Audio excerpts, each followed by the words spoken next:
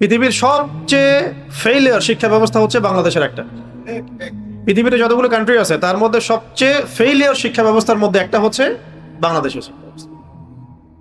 গায়ের জোরে এটা চ্যালেঞ্জ না করে আমার সাথে ডিবেট করতে বসেন, আমি প্রমাণ করে দিতে পারবো। গায়ের জোরে কথা না বলে ডিবেট করতে বসেন, আমি প্রমাণ করে দিব যে এই শিক্ষা ব্যবস্থা ফেইল। এই শিক্ষা দিয়ে না দুনিয়াবী শিক্ষা অর্জন করতে পেরেছে, না আখিরাতে শিক্ষা। মুযাবযাবিনা বাইনাহুম, মাঝখানে পড়ে আছে, ডানেও না বামেও না। না আপনি এখান থেকে বড় বড় সায়েন্টিস্ট পাচ্ছেন, আর না বড় বড় কোনো মুহাদ্দিস পাচ্ছেন বা ইমাম বুখারীর মতো কোনো মানুষ পাচ্ছেন। ভাগ্য ভালো যে মসজিদ, মাদ্রাসা, মাকতাব, এই খেদমতগুলো বাংলাদেশে আছে। না হলে কোরআন তিলাওয়াত, এই তরজমা, তাফসীর, ইসলামের শরিয়াত, ফিকহ, উসুল, এগুলোর নামগন্ধ মিটাই ফেলতো মানুষ। সেকুলারদের, রামবামদের টার্গেট ছিল এটাই, যাতে বাংলাদেশ থেকে, আমাদের এই জমিন থেকে ইসলামের বেসিক বুনিয়াদী শিক্ষাটা নষ্ট হয়ে যায়, যেটাতে তারা স্কুল, কলেজ, ইউনিভার্সিটিতে সফল। আল্লাহ পাকের খাস রহমতে ইসলাম প্রিয় মানুষেরা মসজিদ, মাদ্রাসা, মাকতাব এগুলো করেছেন, ইসলামের খেদমত জারি আছে। এগুলো আপনাদের বুঝতে হবে। তো যৌবনকালটা এখানে শেষ করছে। আচ্ছা, হাই স্কুলে আসেন। হাই স্কুলে যদি আসেন আপনি দেখবেন হাই স্কুলে লাখ লাখ মানুষ পড়াশোনা করছে, ছেলে মেয়ে। আমরাও পড়েছি এক সময়। আল্লাহ পাক হেফাজত করুন আমাদের যুবক ভাইদেরকে। তো এখানে 10 বছর পড়ার পরে আপনি 10টা সূরা বলতে পারছেন না। আমি চ্যালেঞ্জ করতে পারি আপনাকে, আপনি 10টা সূরা বলতে পারবেন না। মুখস্থ সুন্দর করে সহিশুদ্ধভাবে আপনি বলতে পারবেন না। এবার এই স্টুডেন্টদেরকে বাদ দেন, তাদেরকে যারা পড়ায় সেই টিচারদেরকে ধরেন, সেই টিচাররাও পারবেন না, ম্যাক্সিমামই পারবেন না। আর যারা পারবেন, এই 10%, 20%, 30% মানুষ, তারা নিঃসন্দেহে একাডেমিক্যালি এটা শিখেন নাই, শিখেছেন মক্তবে বা মাদ্রাসায় বা বাসায় কোনো হুজুরের কাছে। এই হলো বাস্তবতা। আর আমরা স্বপ্ন দেখছি যে বাংলাদেশের মাটিতে আমরা আল্লাহর আইন বাস্তবায়ন করব, মানে ইসলামী শরিয়া ল বাস্তবায়ন করব। কাদেরকে নিয়ে বাস্তবায়ন করবেন আপনি? যারা কোরআন তেলাওয়াত করতে পারে না। কোরআনকে অবমাননা করলে রাস্তায় মিছিল হয়, মিটিং হয়, ভাঙচুর হয়, মানুষের আবেগে লাগে, সেন্টিমেন্ট অনেক লাগে, আঘাত লাগে, তাই তো? যদি আপনাদের এলাকায় কোরআনকে কেউ অবমাননা করে, আপনারা কি করবেন? নিশ্চয়ই প্রতিবাদ করবেন তো নাকি? না ওইটুকু করবেন না? হ্যাঁ, মনে হচ্ছে না করবেন। আচ্ছা, যারা করবেন তাদের বাসায় কোরআন আছে না? যারা করবেন তারা বুকে হাত দিয়ে বলেন তো যে প্রত্যেকদিন আপনারা কোরআন খুলে দেখেন কিনা? এক ভাই হাত উঠিয়ে, আলহামদুলিল্লাহ। 2 ভাই। যারা হাত উঁচু করেছেন তাদের দাড়ি সাদা, কালোদের তো সময় নাই। আমরা যারা কালো দাড়ির মানুষ, আমাদের তো সময় নাই। আমাদের স্কুলের পড়া আছে, ইউনিভার্সিটি পড়া আছে, না ভাই?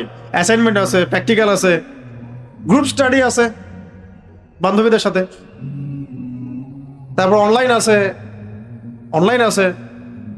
অনলাইনে সময় দিতে হবে, ফেসবুক আছে, ইউটিউব আছে। আচ্ছা, ওদিকে যাচ্ছি না, অন্য টপিকে কথা বলবো। তো মূল কথা হচ্ছে, আপনার জেনারেল লাইনে আমরা যারা পড়ছি, এই যে 80% মানুষ, আমরা হাই স্কুলে কোরআন শিখতে পারলেন না, ইসলামিক বেসিক জ্ঞান শিখতে পারলেন না, টিচাররাও পারলেন না।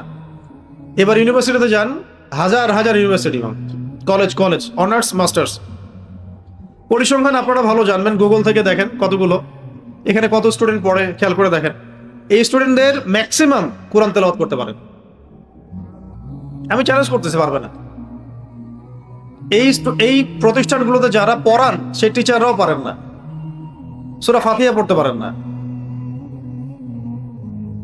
তারপরে আরো উপরে যান, এই ব্যবস্থাটা যারা প্রণয়ন করেছেন, শিক্ষা মন্ত্রণালয়ের মানুষদেরকে বসান, তাদেরকে বলেন স্যার একটু কোরআন তেলাওয়াতে সূরা ফাতিহাটা পড়ে শুনুন, পারবে না।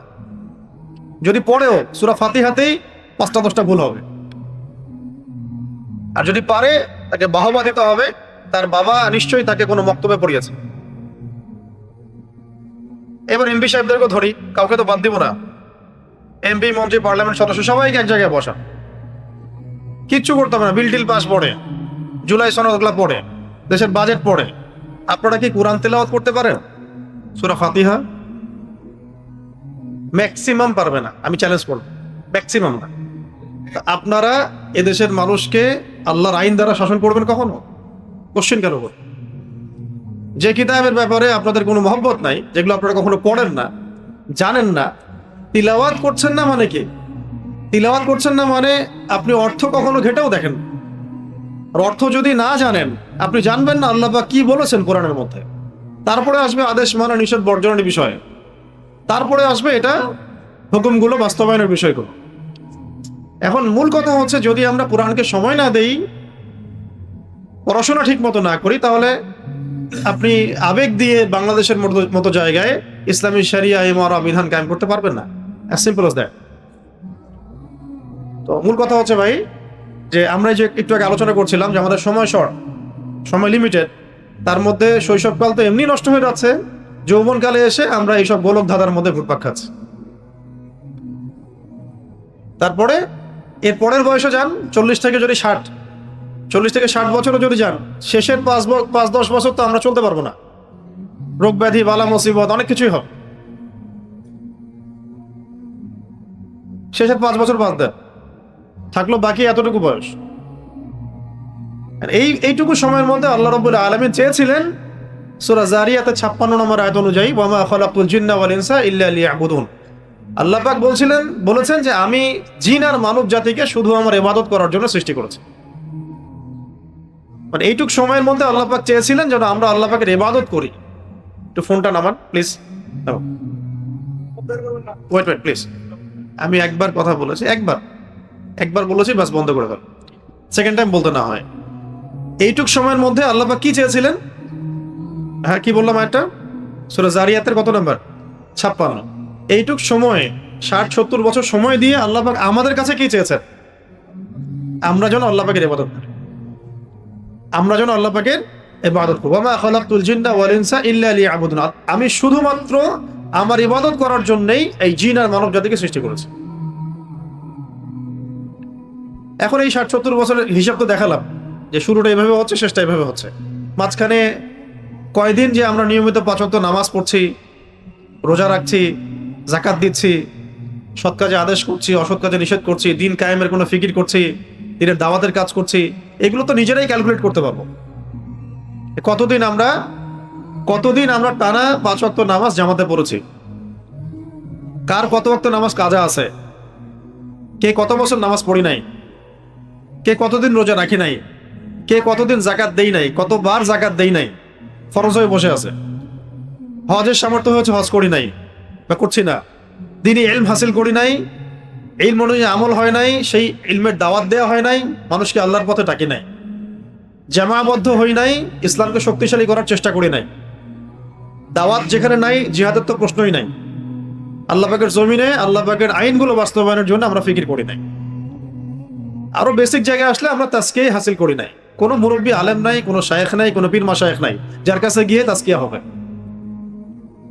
তো এই যে না বাচক প্রশ্ন, নেগেটিভ যে পয়েন্টগুলো এত বেশি, সেই নেগেটিভ পয়েন্টগুলো একদিনের হালাকা দিয়ে, একটা মাহফিল দিয়ে, একটা আবেগ দিয়ে, হ্যাঁ মানে রাশ অফ ব্লাড দিয়ে কখনোই ফুলফিল হবে না। একটা কনস্ট্রাকটিভ প্ল্যান করতে হয় এবং আল্লাহ পাকের কাছে ফিরে আসার চেষ্টা করতে হয়। এই জন্য আল্লাহ পাক মাঝে মাঝে কিছু মৌসুম দেন। রমাদান, সারা বছর মানুষ অনেক কাজ করে, এলোমেলো কাজ হয়, রমজানে কিন্তু মাশাআল্লাহ পাক্কা মুসল্লি হয়ে যায়, মানে মানুষ আল্লাহর দিকে ইউটার্ন করে। এরকম কিছু অকেশন আল্লাহ পাক আমাদের সামনে থ্রো করেন, যেমন রমাদান, লাইলাতুল কদর, হজের মৌসুম, ওমরা, এই ধরনের বিষয়গুলো। ঠিক এরকমই একটা মৌসুম হলো জিলহজের প্রথম দশক, যেখানে আমরা প্রবেশ করলাম মাত্র আজকে। এবং নবী সাল্লাল্লাহু আলাইহি ওয়াসাল্লাম বলে দিলেন, এই 10 দিনের নেক আমলের চাইতে কোনো নেক আমল আল্লাহ পাকের কাছে প্রিয় না, এমনকি আল্লাহর পথে জিহাদও না। তবে সেই ব্যক্তির কথা ভিন্ন যে জানমাল নিয়ে বের হয়ে গেছে, শহীদ হয়ে গেছে, আর ফিরে আসে নাই। শাহাদাতের মর্যাদা হলো সরাসরি জান্নাতুল ফিরদাউস। তবে শহীদদেরও আত্মা ঝুলে থাকবে যদি সে ঋণগ্রস্ত হয়। আর আমরা তো হাজার হাজার লাখ লাখ কোটি কোটি টাকা ব্যাংক থেকে লোন নিয়ে বসে আছি দিব্যি, নাকে তেল দিয়ে ঘুমাচ্ছি আর কি। অথচ নবী সাল্লাল্লাহু আলাইহি ওয়াসাল্লামের জামানাতেই একজন সাহাবীর ইন্তেকালের সময় নবী সাল্লাল্লাহু আলাইহি ওয়াসাল্লাম বলেছিলেন, ঋণ আছে কি? হ্যাঁ, ঋণ আছে, তোমরা জানাজা পড়ে নাও, তোমরা তার জানাজা পড়ে নাও। পরে একজন সাহাবী বললেন যে আমি তার ঋণ শোধ করবো ইয়া রাসূলুল্লাহ। তখন তিনি গিয়ে জানাজার নামাজ পড়লেন। আমাদের তো ব্যাংক থেকে লাখ লাখ টাকা না নিলে হবে না। নবী সাল্লাল্লাহু আলাইহি ওয়াসাল্লাম তো বলেছিলেন শেষ জামানার হাদিসে যে وأن ترى الحفاة العراة العالة رياء الشاء يتطاولون في البنيان। জিবরাইল আলাইহিস সালাম জিজ্ঞাসা করেছিলেন যে কিয়ামত কবে হবে? নবীজি বলেছিলেন যে মাল মাসউলু আনহা বিআ'লামু মিনাস সাইল। যাকে প্রশ্ন করা হচ্ছে সে প্রশ্নকারীর চেয়ে বেশি জানে না। যাকে প্রশ্ন করা হচ্ছে সে প্রশ্নকারীর চেয়ে বেশি জানে না, মানে কেউ জানে না এক্স্যাক্টলি কবে কিয়ামত হবে। তখন জিবরাইল আলাইহিস সালাম বলেছিলেন ফাখবিরনি আন আমারাতিহা, কিছু আলামত বলেন। তাহলে কিছু আলামত বলেন। তখন তিনি বলেছিলেন ওয়া আনতারাল হুফাতাল উরাত আলাতা রিয়া আশ-শাই ইয়াতাতাওয়ালুনা ফিল বুনিয়ান। যখন আপনি দেখবেন সমাজের সবচেয়ে দরিদ্র মানুষেরা নগ্ন পদের, খালি পায়ে থাকতো, নগ্ন দেহের, গায়ে কাপড় পরার টাকা ছিল না, রাখাল শ্রেণীর মানুষ, রিয়া আশ-শাই ইয়াতাতাওয়ালুনা ফিল বুনিয়ান, যখন তারা উঁচু উঁচু বিল্ডিং নির্মাণের প্রতিযোগিতা করবে, উঁচু উঁচু বিল্ডিং নির্মাণ করবে না, বিল্ডিং নির্মাণের প্রতিযোগিতা করবে, তখন ফান্তাজিরুস সাআ, কিয়ামতের অপেক্ষা কর। সমাজের রাখাল শ্রেণীর মানুষ কিভাবে বিল্ডিং নির্মাণ করতে পারে? কিভাবে সম্ভব? দুর্নীতি, হারাম টাকা, সুদ, দুর্নীতির মধ্য দিয়ে, হারাম টাকার মধ্য দিয়ে, সুদের মধ্য দিয়ে, অথবা অন্যের সম্পদ আত্মসাতের মধ্য দিয়ে, ব্যাস এই চলতেছে। তো আমরা সময়টা কাজে লাগাই। এই সময়টা আল্লাহ রাব্বুল আলামিন আমাদেরকে মৌসুম হিসেবে দিয়েছেন। কোনটা? জিলহজের প্রথম দশক। এর মধ্যেই আছে ইব্রাহিম আলাইহিস সালামের অনেক চেতনা, এর মধ্যে হজ আছে, এর মধ্যে কুরবানি আছে, এর মধ্যে ঈদুল আজহা আছে, এর মধ্যে আরাফা আছে। কি আছে? আরাফা আছে। এবং প্রত্যেকটা দিনই অনেক ইম্পর্টেন্ট, প্রত্যেকটা রাত অনেক ইম্পর্টেন্ট। তো প্রথমে আমি একটু কথা বলতে চাচ্ছি যে এই সময়টা কিভাবে কাজে লাগানো যায়। আমি নোট করে নিয়ে আসছি কয়েকটা বিষয়, আগে একটু বলে নিই, তারপর অন্য বিষয়ে যাব, অল্প সময় লাগবে। এগুলো একটু মনে রাখার চেষ্টা করেন, মোবাইলে ব্যস্ত না হয়ে এই কথাগুলো একটু মনে রাখার চেষ্টা করেন যে এই সময়গুলো আমরা কিভাবে কাটাতে পারি। ঠিক আছে? এক নাম্বার, কয়েকটা পয়েন্ট লিখে নিয়ে আসছি, আমি একটু বলে দিই। এক নাম্বার হচ্ছে এই দশকটা, এই 10 দিন আমরা চেষ্টা করি প্রথমত, এক নাম্বার আল্লাহ পাকের কাছে খালেস তওবা করে ফিরে আসা। এক নাম্বার হচ্ছে তওবা করে আল্লাহর দিকে ফিরে আসা। যেমন আল্লাহ পাক অনেক জায়গায় কোরআনে বিভিন্ন জায়গায় বলেছেন ওয়াতুবু ইলাল্লাহি জামিআন আইয়ুহাল মুমিনুন লাআল্লাকুম তুফলিহুন। হে মুমিনরা, তোমরা একসাথে আল্লাহর কাছে তওবা করে ফিরে আসো, যাতে করে তোমরা সফল হতে পারো। এটা করার জন্যে এমনি তো আমরা পড়ি আস্তাগফিরুল্লাহ ওয়া আতুবু ইলাই, এটাও একটা তওবা। আস্তাগফিরুল্লাহ ওয়া আতুবু ইলাই এইটুকু পড়েন, অথবা আস্তাগফিরুল্লাহাল্লাযী লা ইলাহা ইল্লা হুয়াল হাইয়ুল কাইয়্যুম ওয়া আতুবু ইলাই, এটাও পড়লে তওবা হয়। কোন একটা গুনাহ করে ফেলছে কেউ, 3 বার বলল আস্তাগফিরুল্লাহাল্লাযী লা ইলাহা ইল্লা হুয়াল হাইয়ুল কাইয়্যুম ওয়া আতুবু ইলাই, ইনশাআল্লাহ আল্লাহ পাক তাকে মাফ করে দিবেন। এছাড়া দিনে রাতে কমপক্ষে 100 বার বা 70 বার এতটুকু বলা অন্তত যে আস্তাগফিরুল্লাহ ওয়া আতুবু ইলাইহি, আস্তাগফিরুল্লাহ ওয়া আতুবু ইলাইহি। 2 সেজদার মাঝখানে যখন আমরা বসি তখন বলা উচিত রব্বিগফিরলি রব্বিগফিরলি। কি বলা দরকার? রব্বিগফিরলি রব্বিগফিরলি, আল্লাহ আমাকে মাফ করুন, আল্লাহ আমাকে মাফ করুন। অথবা আল্লাহুম্মা গফিরলি ওয়ারহামনি ওয়াহদিনি ওয়াআফিনি ওয়ারযুকনি। আরো আছে ওয়াজবুরনি ওয়ারফা'নি ওয়াকরিমনি। যতটুকু পড়েন এতটুকু বলবেন। এটা হলো ইস্তেগফার, তওবা। আরো কি আছে? সকাল সন্ধ্যায় সাইয়্যিদুল ইস্তেগফার, সকাল সন্ধ্যায় সাইয়্যিদুল ইস্তেগফার। এটা কোনটা? আল্লাহুম্মা আনতা রাব্বি লা ইলাহা ইল্লা আনতা খালাকতানি আনা আবদুক ওয়া আনা আলা আহদিক ওয়া ওয়া'দিকা মাস্তাতা'তু আউযু বিকা মিন শাররি মা সানা'তু আবুউ লাকা বিনি'মাতিকা আলাইয়া ওয়া আবুউ বিযানবি ফাগফিরলি ফাইন্নাহু লা ইয়াগফিরু যুনুবা ইল্লা আনতা। এই দোয়াটা সকাল সন্ধ্যায় পড়ার একটা বড় ফজিলত হচ্ছে, কেউ যদি সকালে পড়ে সন্ধ্যার আগে মারা যায় জান্নাতে যাবে, আর কেউ যদি সন্ধ্যায় পড়ে সকালের মধ্যে ইন্তেকাল করে তাহলে জান্নাতে যাবে। সাইয়্যিদুল ইস্তেগফার। আমরা কি নিয়ে কথা বলছি? কিভাবে জীবনকে কাজে লাগাবো, এই মৌসুমগুলোকে কাজে লাগাবো। অন্যতম মৌসুম কোনটা? জিলহজের প্রথম দশক। এই দশকের আমল হচ্ছে অন্য কোনো আমল আল্লাহর কাছে প্রিয় নয়। ঠিক আছে? এখন কিভাবে কাজে লাগাবো এই কিছু আমরা পয়েন্ট আলোচনা করছি। যে প্রথমে আমরা তওবা করে আল্লাহর কাছে ফিরে আসবো, প্রথমে আমরা তওবা করে আল্লাহ পাকের কাছে ফিরে আসবো ইনশাআল্লাহ। ঠিক আছে? তাহলে তওবা করার একটা পদ্ধতি বলছিলাম, কি বলবো ছোট করে? আস্তাগফিরুল্লাহ ওয়া আতুবু ইলাইহি, অথবা আস্তাগফিরুল্লাহাল্লাযী লা ইলাহা ইল্লা হুয়াল হাইয়ুল কাইয়্যুম ওয়া আতুবু ইলাইহি, অথবা সাইয়্যিদুল ইস্তিগফার, অথবা সলাতুত তাওবার নামাজ। সলাতুত তাওবার নামাজ এটা কেমন? কিভাবে পড়বেন সলাতুত তাওবা? সুন্দর করে তাজা ওযু করব। তাজা মানে ফ্রেশ, একটা পরিপূর্ণ ওযু করব, পরিপূর্ণ ওযু করার পরে ভালো হয় নীরবে পড়া, লোকচক্ষুর আড়ালে পড়া, যেখানে আল্লাহ ছাড়া আপনাকে কেউ দেখছে না। ঠিক আছে? রাত্রেবেলা পড়লে ভালো, শেষ রাত্রে, কারণ এই সময় দোয়া বেশি কবুল হয়। তো ওযু করে নীরবে 2 রাকাত নামাজ পড়ে আল্লাহ পাকের কাছে নিজের জীবনের সমস্ত গুনার জন্য তওবা করা। একদম আরবি দিয়ে বলতে হবে জরুরি না, বাংলা দিয়ে আপনি বলতে পারেন আল্লাহ পাকের কাছে যে আল্লাহ আমি আমার জীবনে এই অন্যায় করেছি, গুনাহ করেছি, যা আমার মনে পড়ছে, যা মনে পড়ছে না, আল্লাহ সব কিছু মাফ করে দাও। এক কথা শেষ। আরবি পড়লে বলবেন আল্লাহুম্মা গফিরলি মা কদ্দামতু ওয়া মা আখখারতু ওয়া মা আসরারতু ওয়া মা আ'লানতু ওয়া মা আনতা আ'লামু বিহি মিন্নি আনতাল মুকদ্দিম ওয়া আনতাল মুআখখির ওয়া আনতা আলা কুল্লি শাইইন কাদির।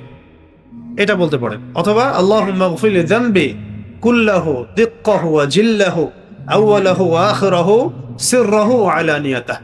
অর্থ হলো আল্লাহ আপনি আমার জানা অজানা, ছোট বড়, প্রকাশ্য অপ্রকাশ্য সব গুনাহ মাফ করে দেন। ঠিক আছে? তাহলে এটা হলো প্রথম ধাপ, তওবা করে আল্লাহ পাকের কাছে ফিরে আসা। ঠিক আছে? কারণ আমরা তো বললাম যে আমরা আমাদের লাইফটা শর্ট, 60-70 বছর, তার মধ্যে 40-50 বছর চলে গেছে। এখন বাকি জিন্দেগিতে আমাকে কতগুলো কাজ করতে হবে? ইলম শিখতে হবে, আমল করতে হবে, দাওয়াত দিতে হবে, দিনের জন্য কিছু করে যেতে হবে, এই তো। এই কাজগুলো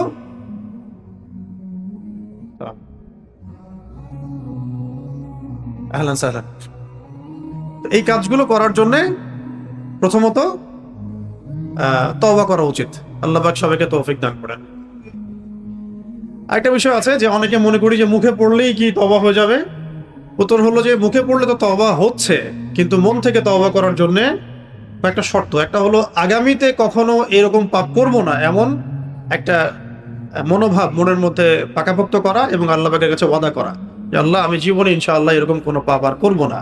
আর যদি তারপরেও হয়ে যায়, আবার 2 রাকাত নামাজ পড়বেন, আবার তওবা করবেন। যতবার পাপ হবে ততবার এই কাজটা করবেন। এটাকে পাপ করার লাইসেন্স মনে করবেন না, বরং আল্লাহ পাকের রহমতের প্রশস্ততা মনে করবেন। এটা পাপ করার লাইসেন্স দেওয়া হচ্ছে না, এ গুনাহ করবো আর তওবা করবো এভাবে। আল্লাহ পাকের রহমতের প্রশস্ততা আছে। ভুল হয়েছে বান্দার, আবার তওবা করেছে, আবার ভুল হয়েছে, আবার তওবা করেছে। ঠিক আছে?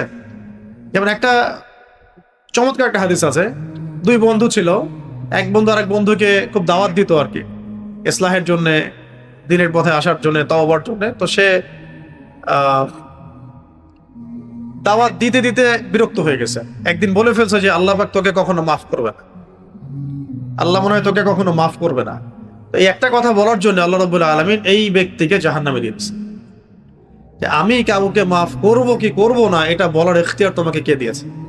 এটা ফেসবুক চালান, খুব সাবধান হয়ে যাবেন। আপনারা সবাই এখানে জাজমেন্টাল, আপনারা এমন দেখান যারা আহলে ফেসবুক ওয়াল জামাআহ, তারা মনে করেন যে মানুষকে জাজ করার দায়িত্ব মনে হয় আমাদেরই।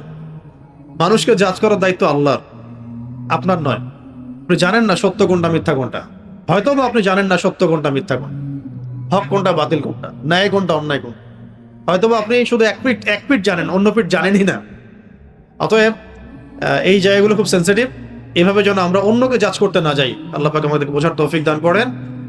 আর একটা বিষয় হলো যে আগামীতে কখনো পাপ করব না স্টেটমেন্ট দেওয়া, আরেকটা হলো যেটা পাপ হয়ে গেছে এর জন্য অনুতপ্ত থাকা। আরেকটা গুরুত্বপূর্ণ পয়েন্ট হচ্ছে অন্যের সাথে জড়িত কোনো হক থাকলে এটাকে শোধ করা। অন্যের সাথে জড়িত কোনো হক থাকলে এটাকে শোধ করা। কিভাবে করব এটা আমাকে ফিকির করতে হবে। টাকা যদি ধার নিয়ে থাকেন ফেরত দেওয়া, কারো মান সম্মান নষ্ট করে থাকলে তার কাছে মাফ চেয়ে নেওয়া, হ্যাঁ, কাউকে কোনো ইলজাম দিয়ে থাকলে ক্ষমা চেয়ে নেওয়া, বা যে কোনো ভাবে হোক এটাকে মিউচুয়াল করতে হবে। কারণ এই হাদিসটা মাথায় রাখেন, এই ইয়াং জেনারেশনকে খাস করে বলছি, এই হাদিসটা খুব ভালো করে মাথায় রাখেন। একদিন নবী সাল্লাল্লাহু আলাইহি ওয়াসাল্লাম সাহাবীদেরকে বলেছিলেন যে তোমরা কি জানো সবচেয়ে বড় মিসকিন কাকে বলে? সবচেয়ে বড় মিসকিনকে? সাহাবায়ে কেরাম আরজ করছিলেন যে আমরা তো মনে করি ইয়া রাসূলুল্লাহ যার কাছে টাকা পয়সা নাই সেই সবচেয়ে বড় মিসকিন। তো নবী সাল্লাল্লাহু আলাইহি ওয়াসাল্লাম বললেন না, সবচেয়ে বড় মিসকিন সেই ব্যক্তি যে কিয়ামতের দিনে অনেক নেকি নিয়ে উঠবে, অনেক নেকি নিয়ে উঠবে, কিন্তু তার সামনে অনেক মানুষ দাঁড়িয়ে থাকবে যাদের হক সে নষ্ট করেছে।